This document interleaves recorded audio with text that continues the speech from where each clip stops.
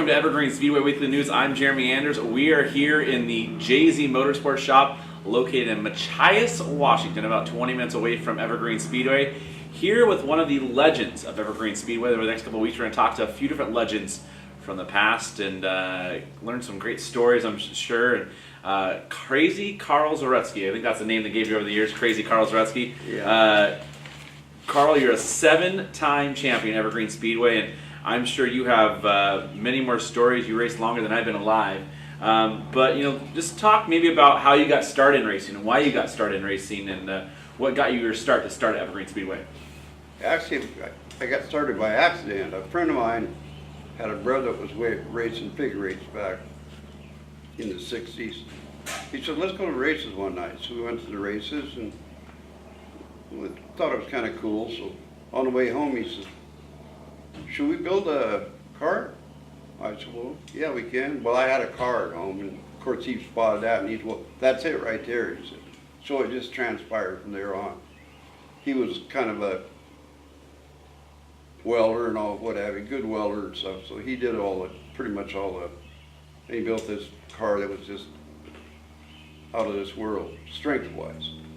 Not the fastest thing in the world, but when we went to the race, he said, and they were teching it, he walks up and he says, this car was built to not stop at the intersection. Well, we shared ride. He drove one week and I drove.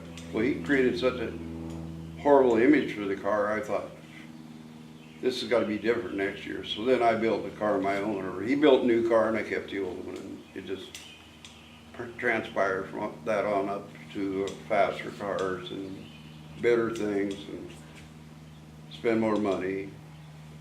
Pretty much that's the way I got started. It just went from one thing to another. You started out in figure eight racing and then you went on to late model racing later. Why did you make the change from figure eight racing to late model racing? Well, they put that 3/8 track wasn't there, so we had cars that we were running big tires. So the promoter at the time, he said, well, you guys need, there was like 3 or 4 of us, me and Ron Daggett and a couple other guys that were running pretty successfully.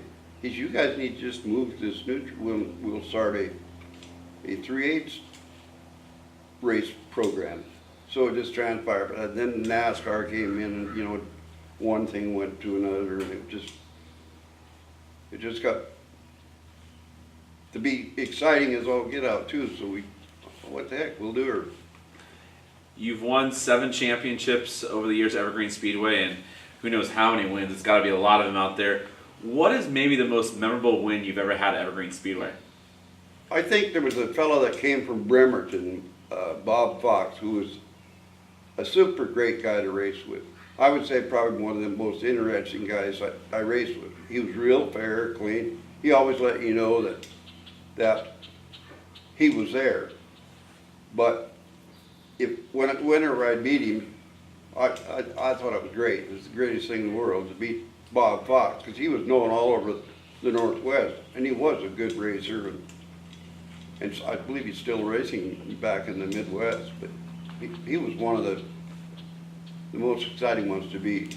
And then, local people like Ron Fritzley, it was fun to beat him, because he was one of these guys that always went to California and I'll get the latest model, best, fastest thing. It'd be kind of cool to beat him. You have the name, and I don't know exactly how you got it. How did you get the name Crazy Carl Zaretzke? Well, when I raced figure eights, I guess I went through the intersection at times that people thought the guy has either not got a brain or he doesn't use it, because, so everybody said, you're crazy. And that just kind of how it went from one thing to another, crazy. It's been kind of a long journey for you, but over the past 20-something years or so, you've now seen both your sons, Quentin Borison and John Zaretzke, both have great success at Evergreen Speedway. What's it been like for you to see them both be so successful over the years? Quentin, I think, being what he went through, the time he spent almost a year in the hospital after he lost his arm, and he would come to the races with on Saturday night, and he'd say, I'm gonna have one of those, you know. Of course, as his parents, you just looked at him and said, yeah, okay, that's fine. And when he got out of the hospital, that's the first thing he did. Between him and John, they acquired a car, and then it was just got better and better for him. And John, I don't know, John is just, there's a lot of guys out there that I think are really good drivers. I think John's the best, and I'm sure that Tom Moriarty would disagree with me. Of course, there again, it's his son, so he should think his son, but I think mine's the best. And there's a lot of good drivers. Gary Lewis is a super good driver. You know, you've raced against a lot of guys over the years, and I've asked this question to different late model guys over the last couple of weeks. So I'm going to ask this question to you. Let's say you're in a race, and it was one lap to go. Who did you not want to see on your back bumper? Leonard Sunholm. Because Leonard's a nice guy, but you just never knew what he was going to do. Or Stan Smith. Either one of those guys, you just didn't want to see him. Stan Smith, you really didn't want to see at any time. But he was, and his brother-in-law, Ron Fritzley, I've talked to him a lot of times since then, and he said, yeah, you were right, Stan was a little different, he said. So, but you know, all of my career, I never enjoyed anything more than I enjoyed going to Evergreen on Saturday night.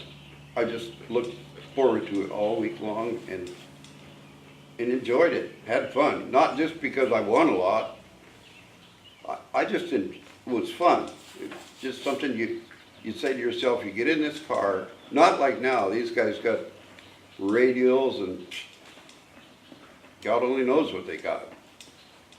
We didn't have radios, and we had windshield wipers. We were men back then. We drove in the rain.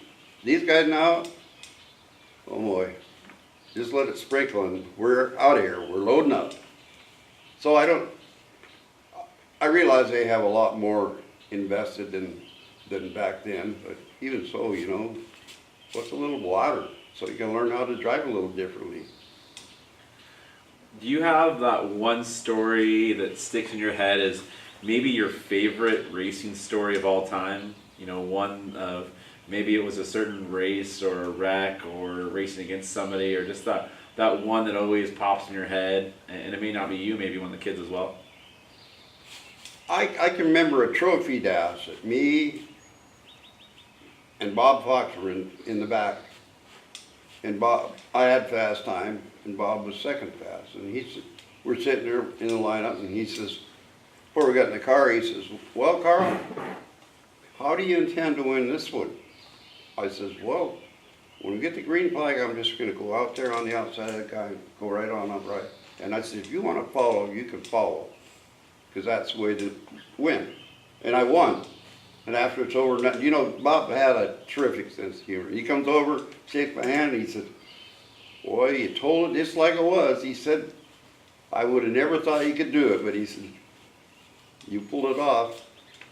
He was just fun. He was a fun guy to race with.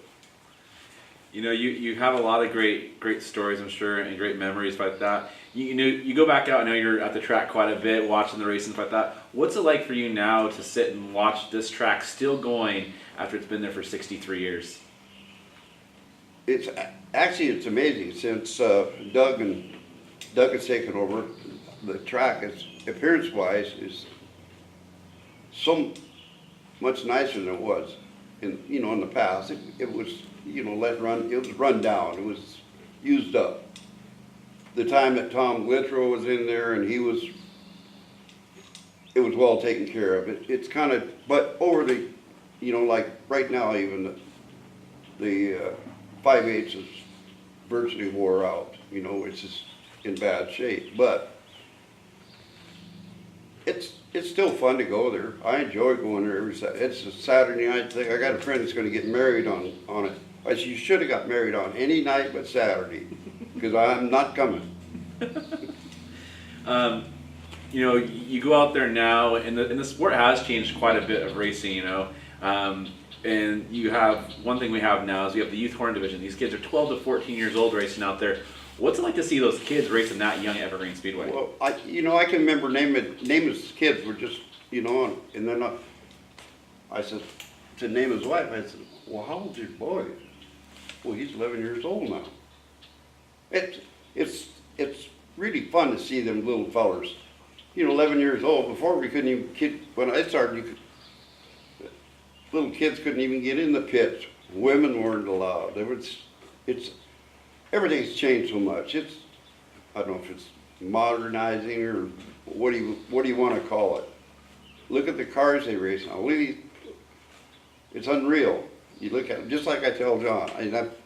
We argue over springs. I see, there's no springs in that car. How does it work? Well, obviously, it works because some guys really go fast. You get a chance to come out here and hang out around the shop still, and every once in a while, and watch your boys still race.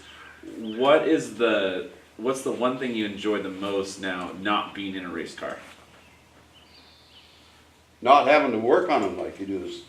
I enjoy it. I come out here a lot of times, see these guys struggling away, trying to get out of here Saturday afternoon, and you come out here, you look at it, and you think, oh my goodness, this thing is hours and hours away from being ready to go. But they make it. But that's the part I enjoy watching somebody else work on it instead of me or my crew. I had a good crew. One guy was with me from the day I started till the day I quit. Let's talk about that. I mean, over the years, you've had probably a lot of guys help you. What are some of those people who made it possible for Carl Zaretzke to win 7 championships? Well, I would say this one crewman, Norm Falling was his name. The guy it didn't matter how long it took, he was there. And so I can remember one incident, we was racing on the big track, and we put some different springs in the back, and I said, crawl under there with a wrench and check them U-bolts. What's he do? He crawls under there and he breaks one off. I hear this snap, and I did some unusual words come out of his mouth. He said, I said, what happened? He said, I broke that one off. So, of course, there we were done. But it didn't matter. He was always there. He, at times, even financially helped out. So, there was a couple of crew members I had that were really outstanding. You've had the chance in your career to race both on a figure eights track and an oval track. If you can go back and do it again and only race in one, what would you race in? Oh, I'd go with the late model. There's a lot, these guys won't agree. There's a lot less maintenance, unless you get involved in it. Lately there's been a lot of cars that have really taken a beating, but for the most part, it's a lot less work, maintenance-wise. I think.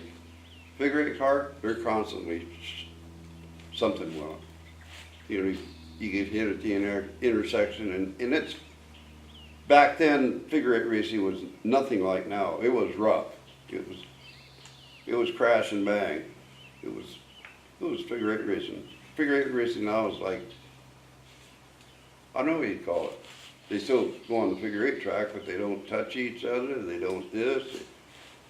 They crash at the intersection occasionally, but for the most part, that one that looks like cars from outer space,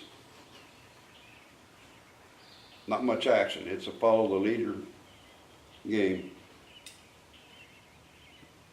Well, Carl, thank you for coming on.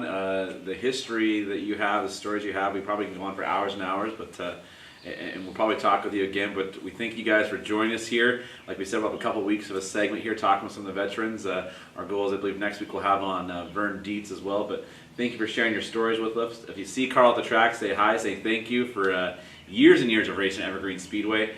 For Evergreen Speedway Weekly News, I'm Jeremy Anders, signing off.